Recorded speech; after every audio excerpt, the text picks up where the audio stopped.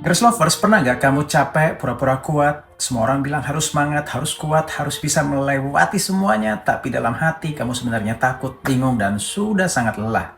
Dan menariknya Tuhan tidak marah kepada Yosua karena rasa takutnya.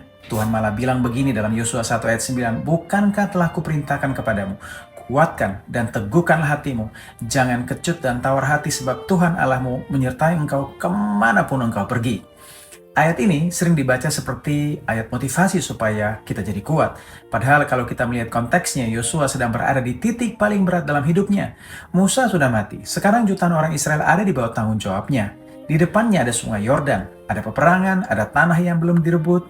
Tuhan tahu Yosua takut, karena itu Tuhan berkata, "Kuatkan dan teguhkanlah hatimu." Dalam bahasa Ibrani, kata kuat adalah kasak, dan itu bukan sekedar memaksa jadi hebat. Kata itu mengandung arti dikuatkan karena ada yang menopang. Jadi Tuhan tidak sedang berkata, "Yosua, andalkan dirimu." Tuhan sedang berkata, "Yosua, bersandarlah kepadaku." Itu yang sesungguhnya terjadi, kan? Jadi ini membantu kita dalam menolong orang lain jadi kuat ketika mereka lemah.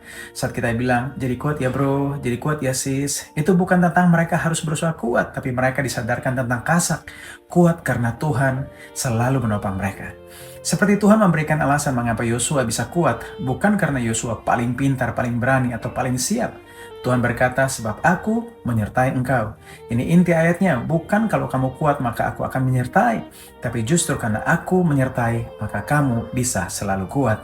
Inilah kasih karunia Tuhan. Dunia selalu berkata kalau orang kuat pasti menang, tapi Tuhan berkata bahwa Dia tetap bersama kita bahkan saat kita lemah. Dan kehadiran Tuhan itulah yang membuat seseorang bisa kuat dan terus berjalan. Yesus juga datang sebagai Immanuel, yang artinya Allah beserta kita. Tuhan tidak cuma memberi instruksi dari jauh, Dia masuk ke dalam pergumulan manusia.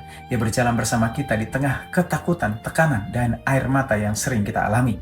Jadi kalau hari ini kamu sedang menghadapi masalah yang membuatmu takut, Grace Lovers, ingat satu hal ini. Ya, ingat baik-baik ini. Jadilah kuat atau kasak. Karena kemenanganmu tidak dimulai dari seberapa kuatnya dirimu, tapi dari siapa yang berjalan bersamamu. Dan kalau Tuhan ada bersamamu, kamu tidak pernah benar-benar sendirian. Saya Jamie, miliki Yesus, miliki segalanya.